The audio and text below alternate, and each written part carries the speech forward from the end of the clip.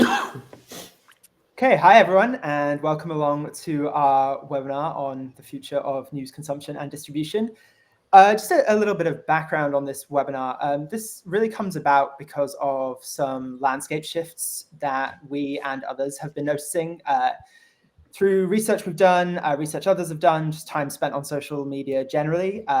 Algorithm changes have meant that news organizations can no longer just post links on social media and expect traffic. And that's led to obviously a change in strategy with more and more kind of social first, social only content for those publications. And at the same time, we've seen a rise in what we call news creators. Some people call them news influencers. There's a bit of a debate around the terminology, I think. And those people are competing for eyeballs and engagements with a lot of these traditional news outlets, and often while using mainstream reporting as the basis for their own content in some cases. So we wanted to explore what we can learn both about and from news creators, what they're doing that might influence news consumption, and what it means for the news industry as a whole. So to do that, we've invited some of the best in the business. I'm very excited about our panel today. So without further ado, I'll introduce them. So today we're joined by Ryan Broderick, who is a tech journalist and the author of the award-winning Garbage Day newsletter. He's also the host of the Panic World podcast, and his work has taken him to over 30 countries. And apparently he's met a lot of internet famous animals, which That's right. I hope hear about today. I'm also joined by Mosheh, who is the founder of Mo News, which is a social first news organization that breaks down headlines and provides non-partisan analysis specifically on Instagram, and also hosts a daily podcast and newsletter. Before that, he was an award-winning journalist and an executive producer at CBS, Fox News, Bloomberg TV, Condé, Nast Entertainment, and CNBC. And I'm also joined by Dylan Mullen, who is the Chief Product Officer at NewsWhip, here with us. And obviously, we're a predictive analytics company, and we serve the world's largest brands, agencies, and media companies with real-time and predictive insights on media and public interest. Thank you all so much for joining me. It's great to have you along. So first of all, and this might seem like a simple question, but maybe it's more controversial than what we're giving it credit for. Can we agree on what the definition of a news creator is? Maybe I'll go to you, Mosh, first, as I think you're probably the closest to what we might call a news creator, although you might quibble with the terminology. Listen, people have called me many things in my life, but I'll take news creator. It's one of the nicer things people have said.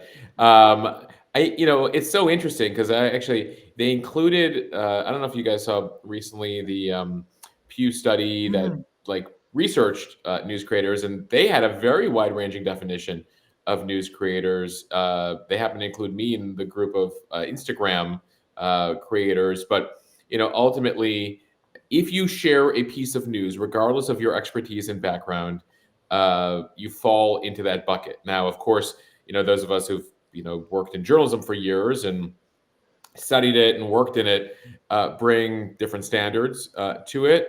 But I think these days, based on how people are getting information and how I interact with consumers of news, people will come to me and they're like, "What do you think about this? Is this true?" And I'm like, "Who shared this with you?" And literally, it's people who have little to, in many cases, no journalism experience. They haven't shared the source. They haven't vetted the information. But the expectation these days on the part of the public is, well, but is it true? I was like, but do you think the source has any credibility? Have they shared with you the date of this? And so I think it's become ever more challenging now in this ecosystem for a variety of reasons. But one of the reasons is that ultimately, the answer to your question is everybody's some sort of news creator if you're sharing a piece of information these days. Yeah. Okay. It's a very broad definition. Ryan, do you go along with that? Is that what you see as a news creator, or do you have a narrow definition? Yeah, I mean, I'd go further because, like, I believe that in America, because of the First Amendment, every single person is a journalist if they feel like it. I mean, we've had citizen footage win Pulitzers already here. Like that, I don't think there's a need for a distinction between an American citizen and a journalist.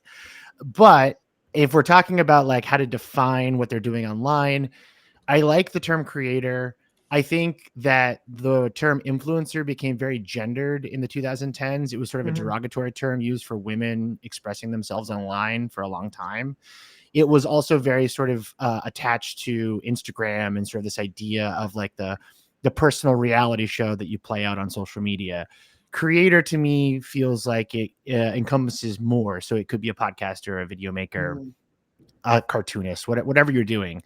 And because of how tech platforms wanted to dismantle our media systems, everyone is also a creator now. So I sort of think the entire conversation is kind of pointless at this point, because like a teenage kid can go so viral on TikTok that they can create like an entire fashion trend or a piece of slang.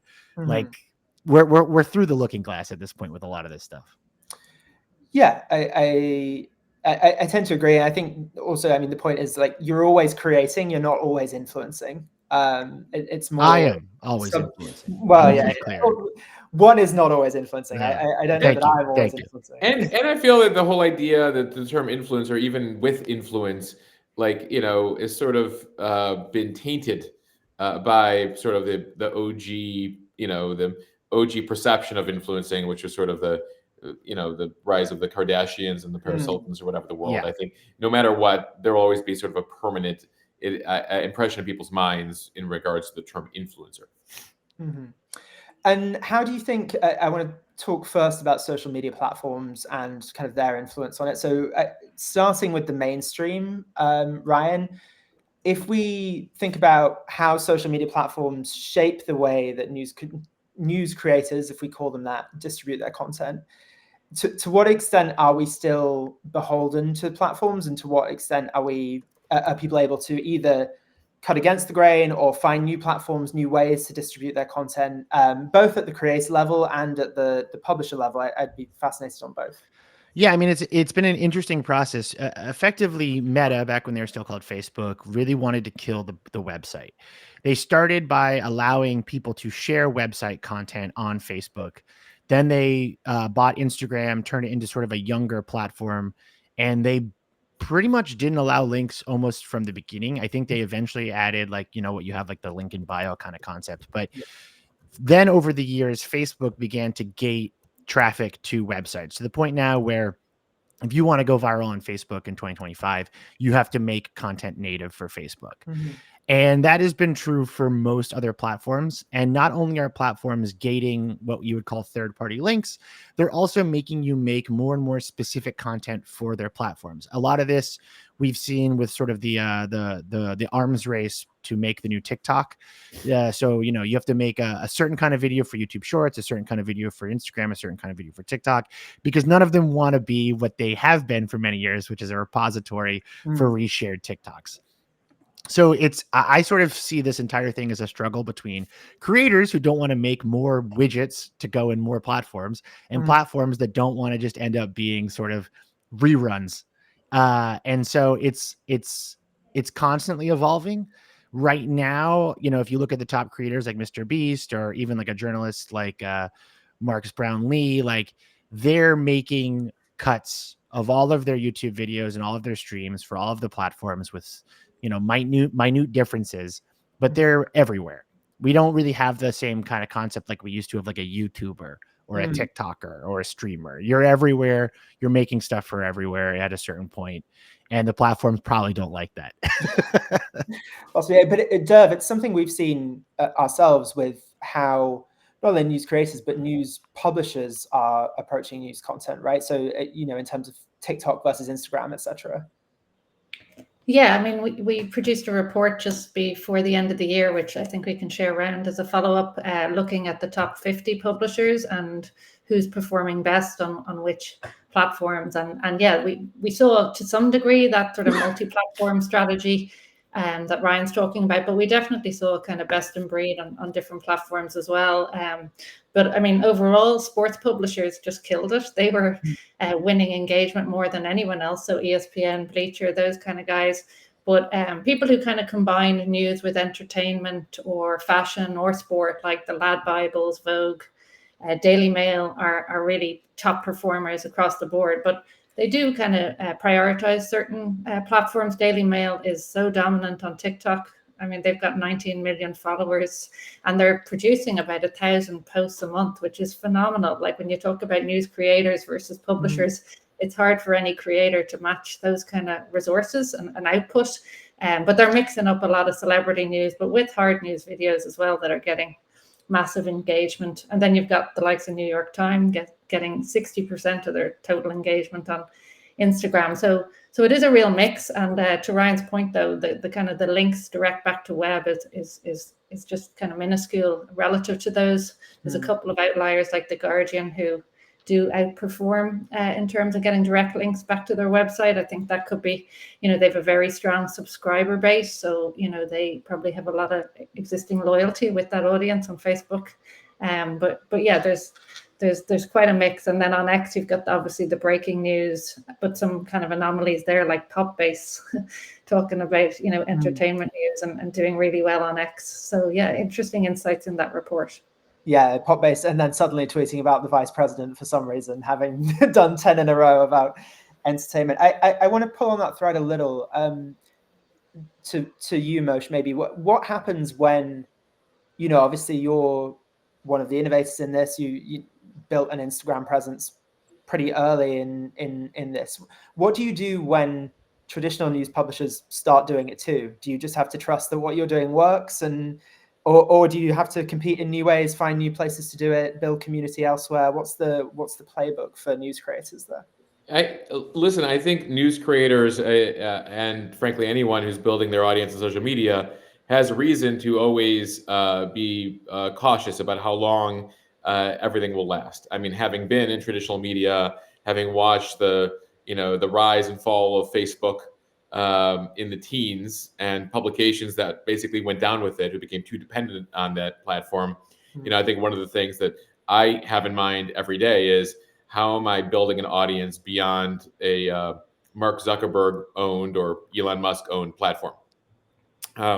And so ultimately, I'm always curious as to what the traditional media is doing. I don't know that they have figured it out. I think there is something to keep in mind here. And by the way, I have friends in traditional media. I get calls from them all the time. I give them advice all the time. But as somebody who worked at a place like CBS, where you're so devoted to the brand, and what you see on social media is that the audience connection is with individuals. And at a time where you see, it's not great for society, but it's ultimately good for news creators, right? Is this distrust in larger brands that ultimately people might. I always find it so interesting. Like I'll share a headline from a major publication, and people are like, "Oh, thank you. Like I trust you on this." So I was like, conservative person, this is a New York Times story. And they're like, yeah, but like you vetted it for me, and like I'm glad you have to read you read those publications, so I don't have to, and so I come to you to know what to trust.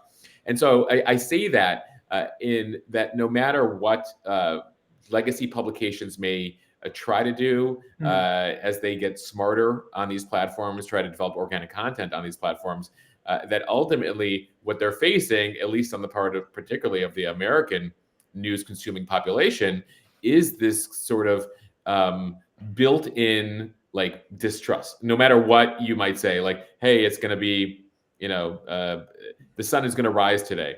Well, I don't know. CNN saying the sun is going to rise today. I don't know if I trust them on that one. And so I think that they face a challenge. And so for many of these legacy publications, in order to really grow in an effective way, they'll have to think about their talent, their producers, their reporters as creators, and allow them to build their own audiences. And that to me would be like, I would view that as like, oh, that publication gets it, and now the competition's on. Yeah, I mean, I think the Washington Post recently kind of lent into that in letting go of their PR team and saying they'd be more creative focused, more journalist focused in the promotion of their content. And it kind of leans into a pet theory of mine that I think we might see the rise of kind of micro gatekeepers again, not only as people distrust grows, but also the sheer amount of AI content that there's going to be. I think, having someone that you trust tell you what to read, what to like, what to listen to is possibly going to be a thing again in 2024, although maybe not as institutionalized, or 2025, gosh, maybe not as institutionalized as it was. Thinking about trust then, Ryan, how do people know who to trust in this space, both as an audience, and how do you build trust as a creator? Well, it's an uncomfortable thing to think about, because like we sort of have to acknowledge the Joe Rogan in the room, right? people online, they will trust whoever sort of makes them feel good. Like that's sort of the way social platforms are constructed. You don't, I mean, you might be sort of like engaging in conflict, let's say in like the comments of a Facebook post or something, but by and large, you're following and subscribing to pages that sort of reaffirm your worldview, which, I mean, you're from the UK. Like that's how the UK press works. Like there are Daily Mail readers, there are Guardian readers. This is very old sort of journalistic principles, but it's being played out on a scale that we've never seen before online where, you know, you might be getting your news from like a video game Twitch streamer, which like, I mean, Hassan Piker, that is what a lot of his fans are doing. They're hearing about leftist news while they're watching him play video games or walk around Tokyo or something. So we are now in a very different landscape where I sort of compare it to the rise of magazines in America in the 90s, where you had, you know, these special interest identities that were being targeted. And then, you know, I read Playboy for the articles. Like this is not super new, but it's just happening in a much more fragmented landscape. So the most successful kind of like news creators, as you would call them, a lot of them are starting with a particular kind of interest. I mean, one indie outlet that I love a lot is A Perfect Union, which is a leftist organizing media outlet that focuses specifically on unionization and labor laws, and that is their focus. Or 404 Media, which was founded by former reporters from Vice's Motherboard. They're very focused on tech broadly, but like there's specific things that they do. They're very active in FOIAs and hacker news, things like that. So I think it is sort of a return to form in the way that blogging kind of worked also, let's say 20 years ago, which makes me feel very old. The world that I grew up in kind of had that. We lost it in the 2010s, you know, the era of like maximum appeal virality, the Gangnam Styles, the Ellen Show, like that world collapsed because a lot of young publishers are left or exploded or imploded because of Facebook traffic like going away. We're now fragmented again. And it's complicated, it's confusing, but it's not awful. And I think to answer your question more directly in terms of trust, most people are beginning to trust these kinds of outlets, these kind of creators, because they feel authentic, because they're consistent, and because they sort of align with something that the reader already feels. And I think it's, you know, it can go good ways and bad ways. There, it's the same mechanism. Yeah, and sorry, I should have said at the top while we're talking about building trust with an audience, I should encourage people to put questions in for Ryan and Mosh. We will have a good chunk of time set aside at the end, so please put questions in the comments in the LinkedIn if you're watching, and we will get to those at the end, probably in about 15 minutes or so. So, Derv, it's something we've seen with the news influencers as well, kind of how people are building these niches, but also using the platforms for very different goals as well, isn't it? Yeah, so we have another report about to go live, I think this week, that we'll share again with this audience, that was specifically taking those 500 or so creators that Moshe mentioned in that Pew research done. So they're creators who are working across all the different platforms, and they're very diverse. But firstly, I think 84% of them do not have any affiliation with the news organization, or never did, so they're not from that traditional background. And yeah, there's a lot of different playbooks there. There's people like Moshe making a real community on one Prime channel, and Instagram is brilliant for that. But obviously TikTok is very interesting because it's got this kind of discoverability piece with the For You page that is very related to the younger audiences who are not actually actively seeking out sources of news and politics. They consume it when it comes to them, but they're primarily looking for, say, entertainment or comedy and humor, or celebrity news. And then if politics or hard news is intertwined into that, then they will say they're sourcing news from TikTok. So it's a great way of new creators building a profile, and then they can build up these huge followings. That's how, you know, Dylan Page started, who has his 15 million followers now, but also the likes of, you know, Pearl Mania, who's kind of really, satirical kind of angle that people want to feel good. They like humor. So they're actually wanting to consume this political commentary in a way that sort of amuses them as well. And he's used that to obviously launch a podcast, but even a comedy roadshow, so it kind of shows that the needs are a little bit different. And it's back to that kind of local piece as well. We have seen a lot of, say, the big broadcasters try to relate to that local by tapping into their, say, affiliate local networks to get more of that grassroots vibe to copy what's working for these creators. A range of business models on the back of it. Partnerships, promoting their podcasts, promoting their newsletters, their paid subscriptions. There's a huge variety and a lot of sort of cross promotion happening there. Or Beehive, I should say, for my BBC neutrality, as Ryan's a Beehive newsletter guy. I'm great. Okay. Well, newsletter. yeah, both then. Perfect. So I think, Mosh, do you think? I know you said people come to you to vet things. Do you think independent news creators are changing how people view journalism standards, or do you think they're kind of two separate things? I mean, I think it's all part of the same trend line here. That ultimately, as people have come to distrust the media more, and we can go into the various reasons for that and some of the trend lines we've seen in light of how the first Trump administration was covered, how COVID was covered, a variety of things. That it's interesting that they're sort of unique. Or America is the canary in the coal mine here. I'm struck by the annual Reuters survey that comes out.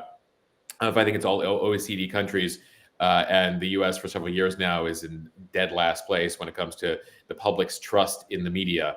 Whereas there's a whole bunch of European countries where the media trust is still much higher.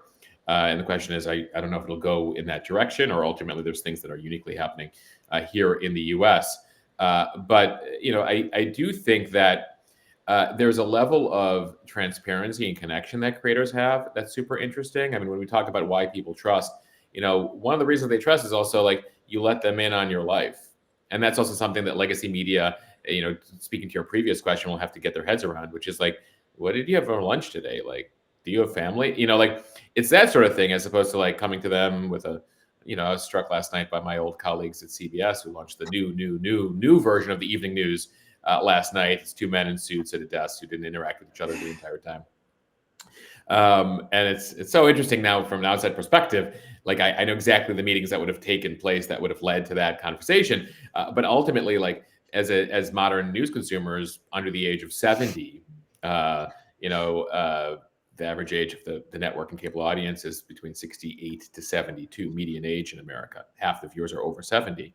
That there's certain expectations and demands that the public makes. They're looking for people to be real with them, to be conversational with them, to let them in on their doubts and what they think. And so I think that all of that engenders more trust here. But I think the egg is cracked, or whatever metaphor you want to use. Like ultimately here, I don't think you can put it back together again.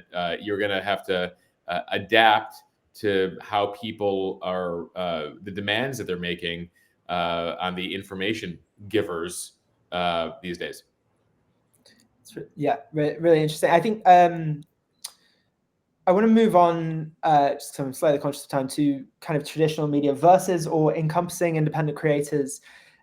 I'm curious, Ryan, if you've seen any traditional news outlets that are collaborating with digital news creators, or is it just, do we just expect digital news creators to become the next wave of legacy media? I mean, I've seen it, but I think fundamentally it cannot work. There is no incentive to be a good creator at a media outlet because you can make more money without them. You can have more editorial control. You can have a bigger fan base. And I think that all of this is ignoring the very important fact that platforms like Instagram or Facebook or TikTok are competitors to CBS, to CNN, to Fox News. They are not there to help you, and they will make the talented employees at your company, the minute they go on camera, bigger stars without you, and they cannot compete. You cannot pay like a junior reporter $80,000 a year to make TikToks and expect them to like stay happy doing that, especially if they start to do it well, because they can go make $200,000, $300,000 without that outlet and have a lot more fun doing it. And that, I wonder if it is the Barstool model kind of as a launch pad the way to approach it. Perhaps. Then? I mean, the Barstool model is definitely the first of, I mean, I'm not a fan of Barstool Sports, but I do have to give them credit that they were very early. I mean, it's been lost to time, but College Humor was extremely early in sort of making the staff writer position into this kind of influencer creator sort of personality thing that you would follow. It's been around for a while, but Barstool, I think, evolved much better than their contemporaries, where they were having Dave Portnoy doing his like Vince McMahon WWE thing, you know, and like getting in fights with people and causing all that drama, which in the 2010s was a really easy way to drive traffic to like their socials. And they were building up podcasts, and there's like Barstool, different personalities, right? But like, you know, some kids sitting in like the CNN newsroom trying to make TikToks for them, if they go on camera, they're immediately going to find out like that they can, if they're good at it, they can go elsewhere or by themselves. And there's really no, like, you mentioned the Washington Post thing where they were going to like use like star talent instead of their PR team. Here's what's going to happen. That star talent, if they are good, are going to leave. There's literally no reason to stay. You can get like enough money on TikTok to get health insurance now. Like it's just not, I mean, yeah, I feel bad, but like, there's no way there that works. I will say, just in response to that, I think there are creative models that certain organizations are figuring out. I mean, to the Barstool model, right? Who partially created Alex Cooper there, Call Her Daddy. Now Alex Cooper has created her Unwell Network, where she's bringing in creators. You've seen the Puck newsletter bring in individuals, sort of a confederation of newsletter writers, right? And I do think that what you do find is that, yes, there is a much higher ceiling as an individual creator, but the basic infrastructure as you bring people aboard potentially, right? Health insurance, graphic support, video support, HR support, taxes, bookkeeping. I mean, all of this, because ultimately as a creator, suddenly now you're a business person, right? So I think there is potentially here in all, creative models to bring in groups of creators and say, we're going to support you on the back end. There might be a percentage that we take of advertising that we sell for your platform, or various support that we give to your platform. But I do think it's like the constant media roller coaster we watch, which is like everything breaks apart, then everything comes together, then everything breaks apart, then everything comes together.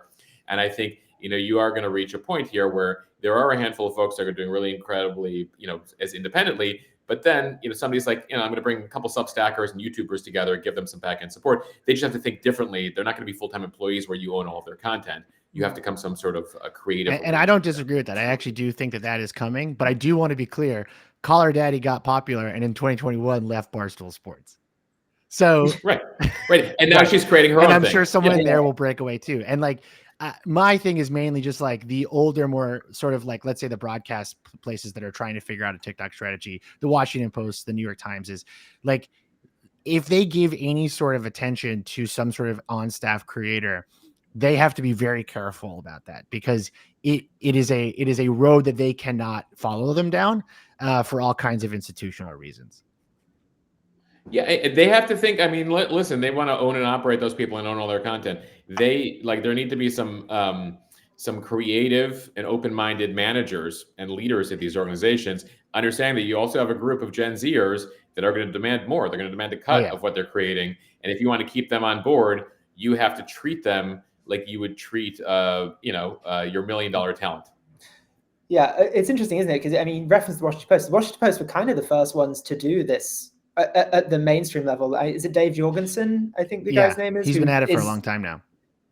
Pretty influential and like almost preceded all of this, like in bringing creator types into newsrooms. Dov, is there? I want to talk more generally about how creators might influence the work that newsrooms do. Are there any best practices we've seen from our partners in terms of how to bring that type of content into newsrooms, what they can get out of it? Yeah, I mean, we definitely see some of our, publisher partners being more successful at this. I mean, I think the first thing is looking at it as a sort of a fundamental strategic shift rather than, the social editor kind of lobbying just for redistribution of content as it was a few years ago. So starting with this as this is like a landscape shift. And, firstly, our audience is here. This is where they want to consume news. There's changing behaviors around news consumption. As we said, people want a different type of snacking of enjoyable content, but also that the competitive set is completely different, that they are looking to these news creators as benchmarks and competitors, and some of the level of innovation they're doing, if the publisher stays with their kind of traditional playbook, they're just not at the races. So this is where we'd often help them track what are the most successful tactics that are being done by the creators, so that it's kind of arming the social strategy person in a publisher to lobby for some changes, because the data is showing that this is what's winning on these platforms. And then I guess the big thing that we see is kind of trying to show that this is core to things that I guess senior management do care about in terms of commercial goals. So how's this driving, business development? How's it generating awareness for our brand with an audience that we currently have no relationship with? How's it going to ultimately be a pathway back to some owned newsletter or podcast or event that we can monetize? And then, I guess what are some of our unique advantages? There's a double-edged sword with kind of making celebrities out of their own staff, as the guys were saying, but they have to recognize they do have some top class journalists that they should showcase. They also have access to live video of breaking news footage that creators won't have, and they also have the scale, as I said, like the likes of the Daily Mail, can outpost anyone. So they've got that sort of volume game as well. But it's certainly not an easy battle with the internal traditional cultures and silos and all of those things. So the more integrated social is into the kind of longer term strategy, that they're the ones that we've seen being more forward looking. Okay, great, thank you. We do have quite a lot of audience questions, so I'm going to pivot away from the questions that came from my brain into a more crowdsourced version, just to make sure we have time for all those. And if we have time at the end, I might come back to some more questions. But just one for the floor, really. Whoever wants to take this can take it. What's the big difference you see between brand ambassadors and news influencers / creators, and where can there be overlap? Can you define brand ambassador? I wouldn't want to speak for the question asker, but I would say someone who's maybe given money to promote a brand of some form, either a news brand or just a non-news brand, I imagine. It depends on what their background is. I mean, the brand ambassador could be Gwyneth Paltrow or Selena Gomez, or or it could be, I don't know, Ryan or me. I will sell anything. I will sell literally anything you want, please. Treat me like a NASCAR driver, please. Where I do it on my podcast sometimes. I was like, listen, I'm a fan of this product. If Trader Joe's would like me to promote this, I'm happy to become a paid spokesperson. I think, ultimately there are brand ambassadors that have no creator focus. They just happen to represent said brand, like on behalf of Target or Gap or whoever. I think in some cases, they bring in people with social media followings to be brand ambassadors, right? So they create their own content. They've created an organic community, and ultimately these brands see these individuals as ways to reach new audiences, because the audience is so dispersed these days. And we talk about it all the time. I mean, you used to be able to, not so long ago, put an ad in a couple major national publications and get a segment on the Today Show, and you hit everybody. These days, you got to hit several newsletters, several social media streams. You got to figure out who the audience is for these various creators and influencers out there. And so you might need multiple brand ambassadors. Now, it does require on the part of the brand much more vetting and research. What were they posting 4 years ago? Because ultimately it's one thing or one post, and they're like, how can you be associated with this person? In 2017, they posted this tweet one time. And so, it does require, it is more challenging for the brand. So, I think ultimately, if brands want to reach everyone, they got to be utilizing those creators with organic communities, who the community trusts those people. And so therefore, when they represent your brand, they're like, well, like I trust them for news, and I'll trust them for this, buying this pen or whatever I'm selling these days. Okay. Thank you. And yeah, if that person has any more clarity on what they meant by brand ambassadors, just do follow up with us. We'll try and get it a more specific answer. Rosemary said exactly, Moshe. So I think we do okay. Perfect. That's it. So as a group, why do you think that news organizations, and particularly broadcasters, maybe that Moshe, you start with this one, and Ryan, then I'll come to you. Why have they been so slow to embrace short form video generally, as opposed to long form video, and especially given their experience with traditional broadcast? And is there a viable business model for independent news creators who are active on YouTube or TikTok? I'd suggest YouTube, yes, maybe TikTok, no, unless you can build an audience elsewhere. But the issue you have, the bottom line is the bottom line. I experienced this in these organizations, that ultimately you're trying to basically get the last possible cent and dollar out of the existing infrastructure. And so ultimately, you don't have an incentive to pivot the organization as quickly as you need to be. And I experienced this at CBS. Like, I took over the evening newscast in 2018. I looked around. We had like 130 people producing a 20-minute show at night, and 2 of them were devoted to digital. 2. Like 99% of the employees were devoted to a 30-minute show that aired for 69-year-olds and above at 6:30 at night, where we're telling people you need to watch the news at 6:30. And we're not going to put out the full thing for, at the time, it was like 18 hours. Like, it's something insane in the year 2019. And, ultimately you go in there and I'm like, all right, like, we should put 50% of our employees on digital right now. We need to rethink how we produce content. But ultimately, what's the issue? That we sold a $80,000 ad to Pfizer and a $100,000 ad to Home Depot at that 30-second ad slot. And so ultimately you're incentivized to create that. And it's the same issue they're dealing with CNN, as they've gone through the various iterations there of CNN Plus, but you're still making big bucks off the cable for as long as you can. And so I think for a lot of these organizations, blowing things up in the sort of core parts of the organization that are still making a lot of money is a real challenge. It's quite a risk. And in some cases, it depends on the managers that, it's,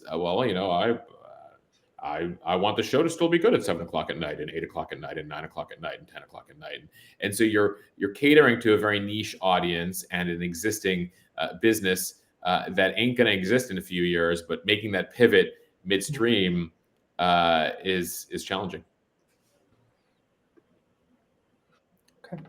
Anyone else want to tackle that, or move on to another question? Yeah, I mean, I would just say that another part of it is that, particularly like YouTube, but TikTok to a degree as well, Instagram even, these video platforms, they move in waves, and when they tweak their algorithms, you'll see different formats become popular. Right now, we're sort of at the tail end of what they call retention editing, which would be like Mr. Beast videos, right? It's like a trailer for a TV show that doesn't exist.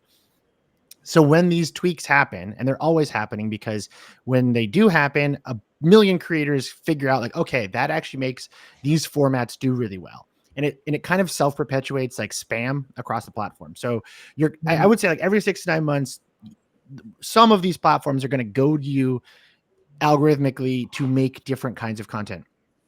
A creator, a team of 4 or 5 people, even like a small sort of creator company like Marcus Brown Lee has, those places can pivot really fast.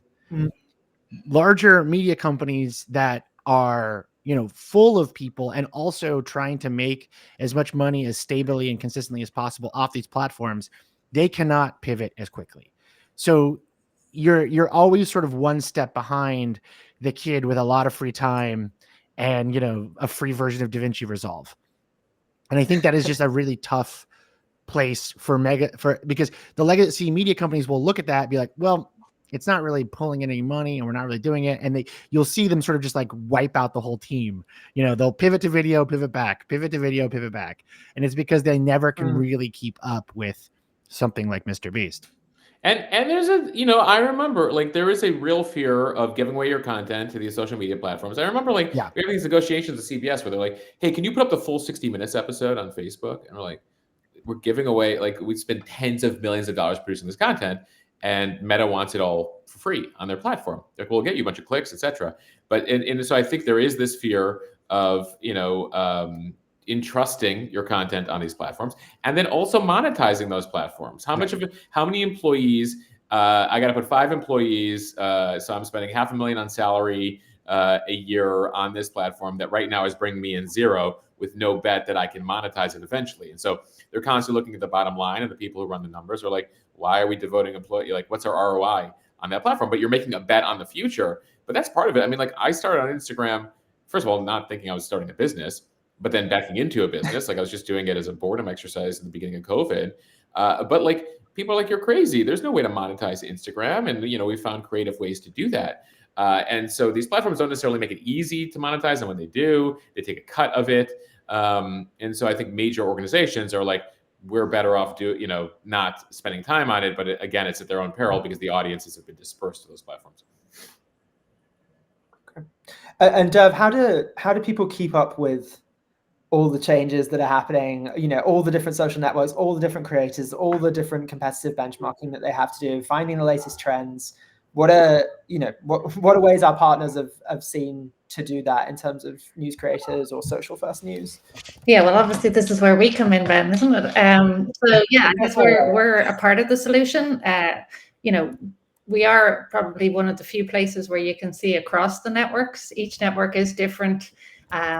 And there's the mix of creators and publishers, and what we do is let you track all of that in real time, so you're getting a view of this incredibly dynamic space and how things are changing and how formats are changing and what's getting traction and what's not working. So that's something, and we're doubling down in that. We're going to extend our social coverage. We're going to give better insights of that with a kind of a multi-network view of what's happening over time.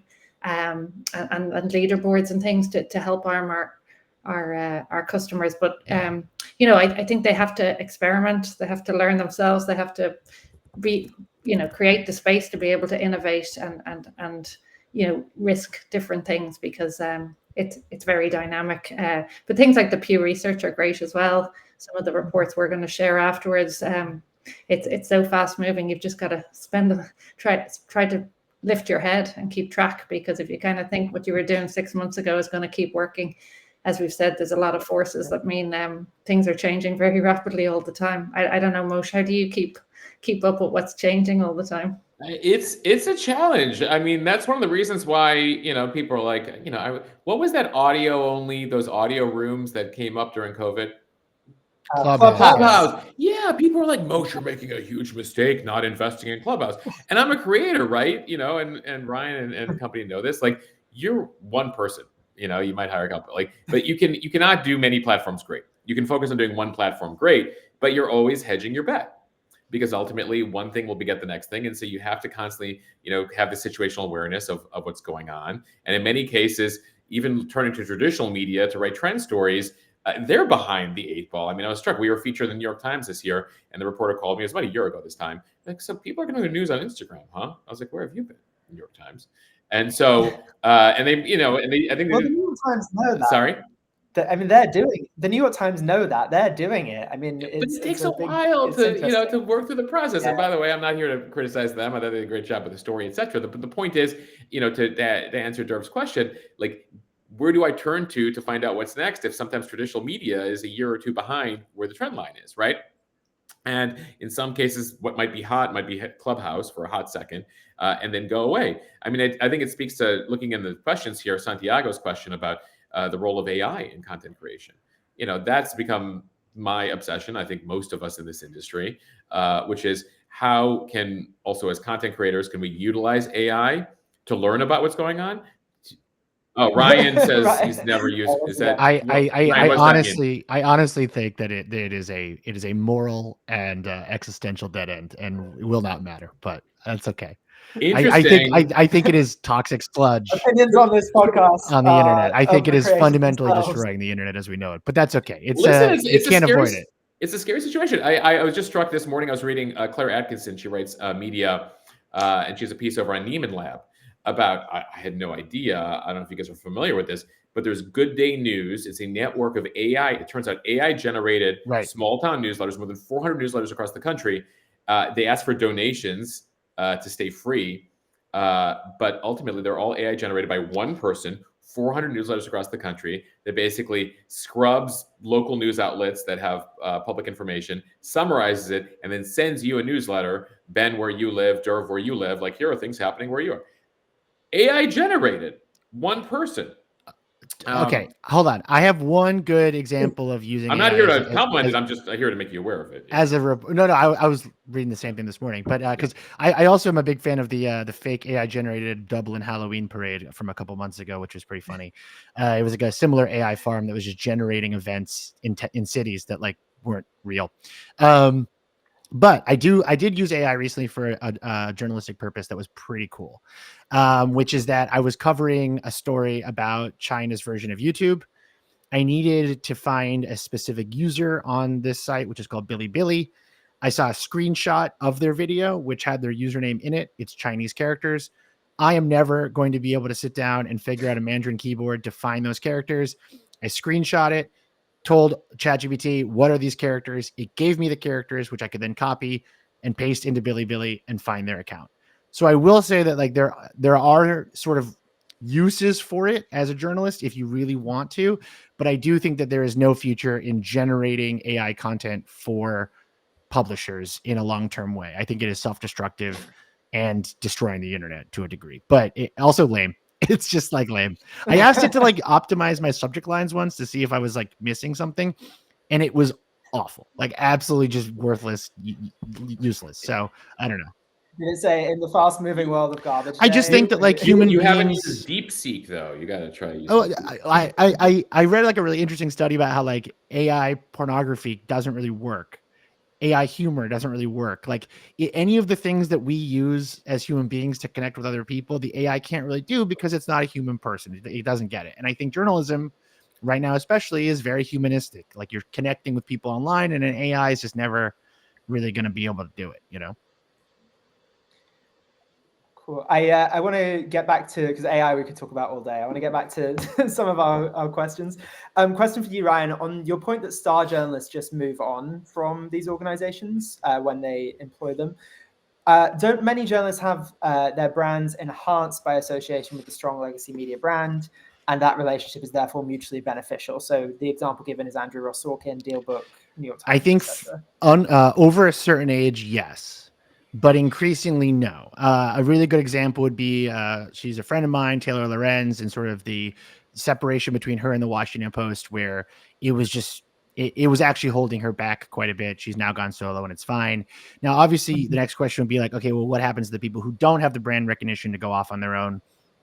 Totally understandable, but we are not just at a moment where platforms are making it easier for journalists to go solo. We're also at a moment where politically there is a new sort of break between younger journalists and older journalists, and also a break in how they do it. Like there are not a lot of young writers anymore. Like sit with sort of the existential implications of that for a second, but like there are not a lot of young people writing words. They're making videos, but like you're not going to be able to read that. So there's a lot of sort of generational and technological things happening right now. And increasingly, to say, you know, I'm at the New York Times is not actually something that a young person would want to communicate, especially on TikTok pre-ban. Now it's a lot more, it seems to be algorithmically more right-wing than it used to be.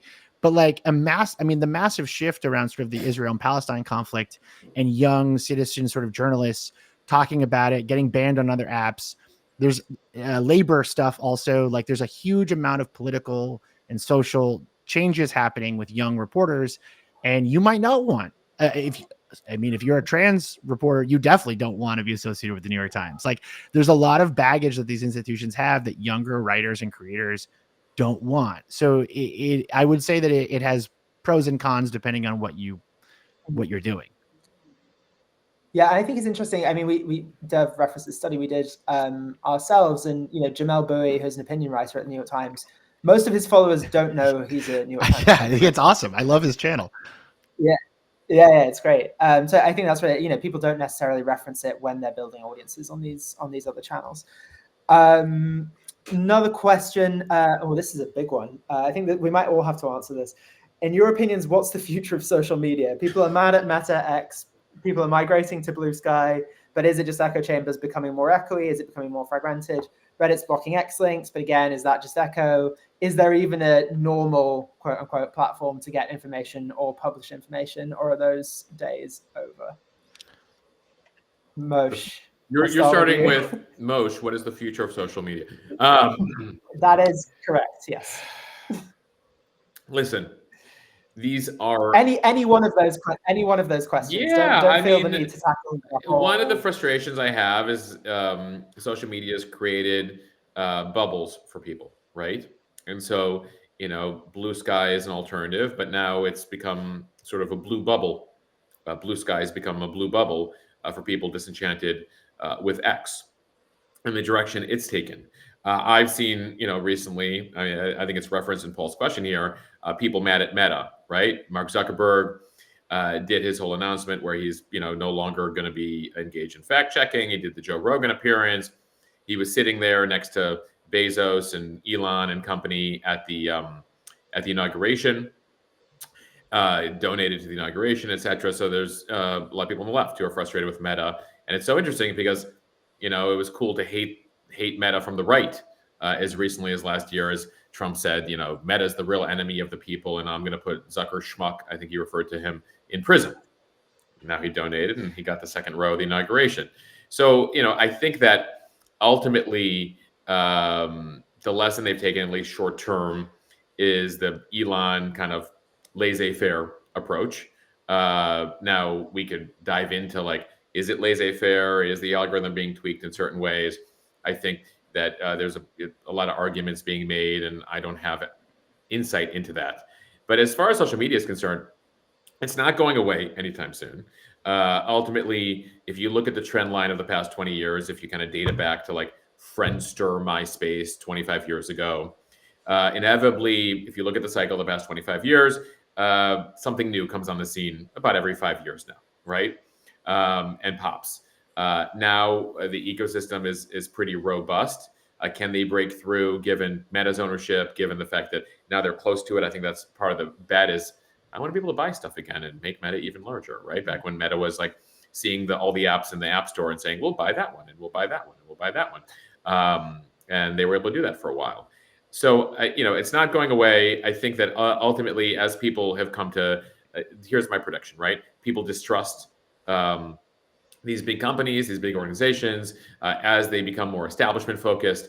It does give an opportunity for sort of these newer startups to get in there. The question is, given that they're competing against trillion-dollar companies, will they ultimately really be able to compete here? But if Blue Sky is an example of that, then certainly. So I think that we'll only become more separated, bifurcated over time. Okay. Ryan, you're newly on Blue Sky as Garbage Day, are you? So yeah, I got in a lot of trouble over there last week for calling it a millennial retirement home, which is sort of how I broadly think about social media in general, which is that I don't see there being a new social media platform again, that matters that way. I sort of think of it as cable news for boomers. That's what we'll be doing. And if you look at sort of internet usage trends, what's coming is a shift, but it's a shift towards things like Roblox, Minecraft, Fortnite. It is different. I don't see a world where now a lot of these big tech companies, they're saying it's AI. I'm sure people on here know that I don't totally buy that.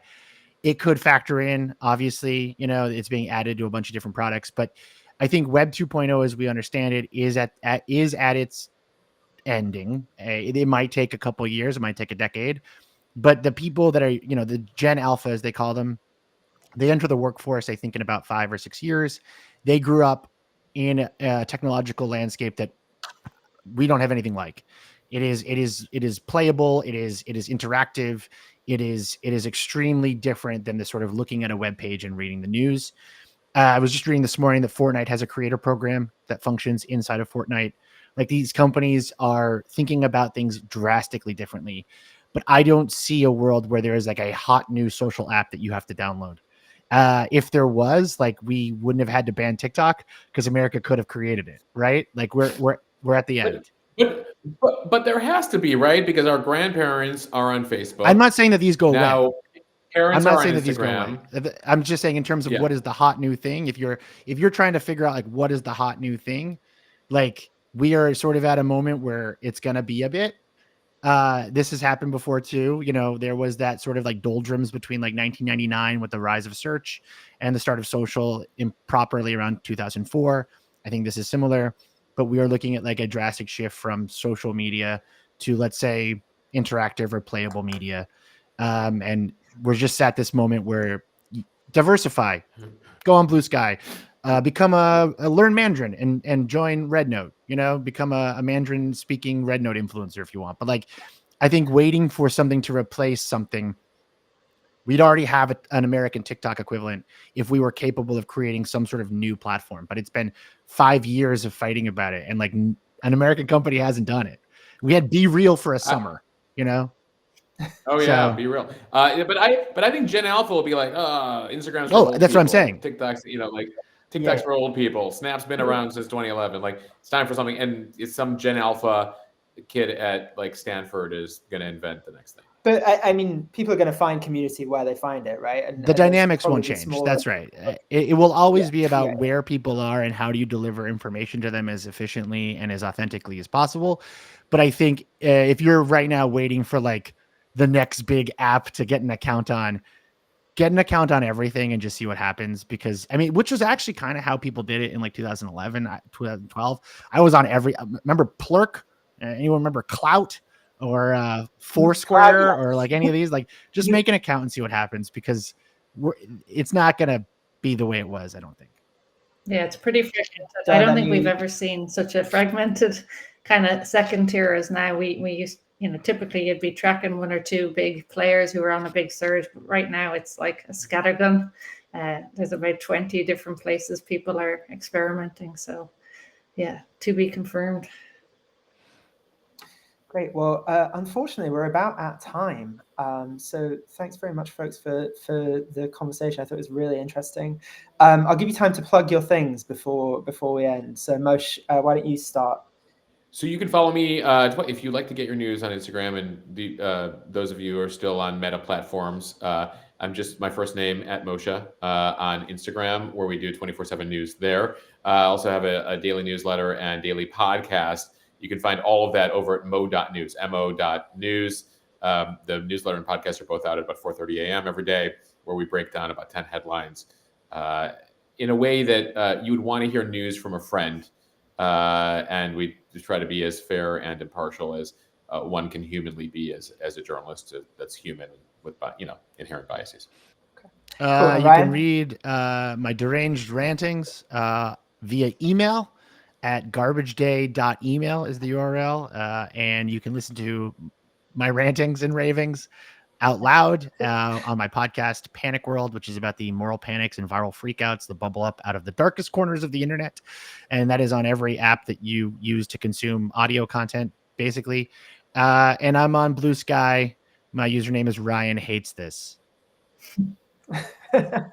I love that. And Dev, have we got anything to plug? Well, we've got our two send reports that we'll follow up with, both from the publisher and the creator analysis we've done. And then we will be in touch soon about a big in-person conference we're going to do for publishers in March in New York. So expect to hear some details about that in a couple of weeks, because that should be a great opportunity to exchange more ideas. Yep, and we have Timeline launching soon, right? We'd be remiss not to talk about that. Yep, we've got that multi-network view coming soon. The Reddit and Instagram will both be added by the end of Feb, so that's exciting. Great. Perfect. Well, thank you so much, everyone. Ryan, Mosheh, thanks for joining me. Really appreciate the insights as always, and do follow everyone everywhere. They're all fascinating. They both make up a big part of my media diet, so highly recommend both Mosheh and Ryan's work. Thanks, everyone. Thank We'll see you next time. Bye-bye. Bye. Thanks, everybody.